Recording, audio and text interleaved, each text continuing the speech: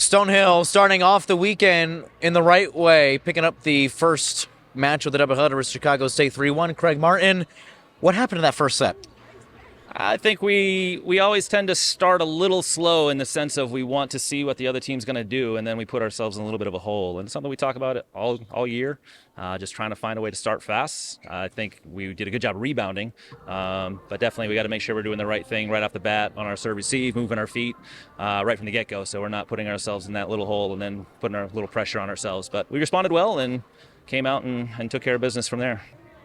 Responding strong right after that first set was dropped. What did you see in those final three sets?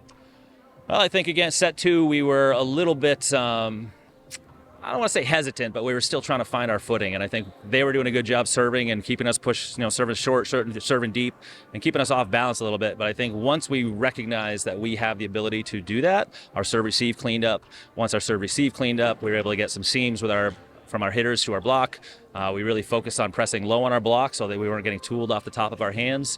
And I think once we started doing what we practiced all week and what we scouted, everything really sailed well for us, which was great to see. I think ultimately that's what we're looking for, is for us to just consistently do our jobs when we're supposed to, but then be able to rebound from those silly mistakes. And then, when things go wrong, recognize that things go wrong because we're being aggressive, not because we're being tentative and trying to not make mistakes happen.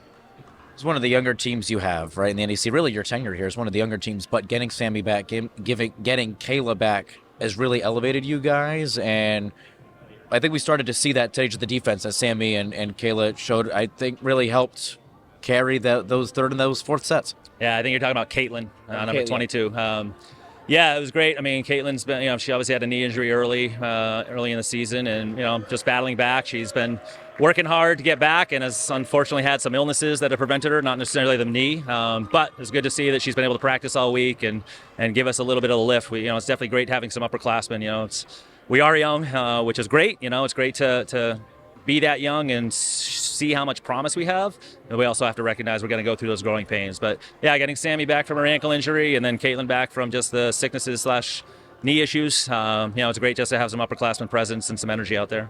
What's one thing you want to see maybe a little bit differently heading into tomorrow morning? Mostly it's just the start. I want to make sure that we are not thinking about today as far as what went well, and then we want to recreate some of those opportunities, but we don't want to sit back and say, oh, they're going to make some of those same mistakes. We know that they're going to come out, make some adjustments, and do their best to get us out of system and find ways to score points.